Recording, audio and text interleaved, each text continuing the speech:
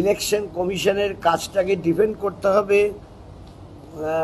বিজেপিকে, আর ইলেকশন কমিশনের কাজ সম্বন্ধে বলতে হবে, বিরুদ্ধে বলতে হবে টিএমসিকে বা রাজ্য সরকারকে।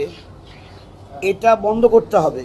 আমাদের অ্যাটিটিউডটা এরকম ছিল না যে আমরা নো ক্যা এটা আমরা বলেছি, কিন্তু আমরা নো এসআইআর এই বক্তব্য বলতে আসলে আমরা ডেপুটেশন দিলাম কেন?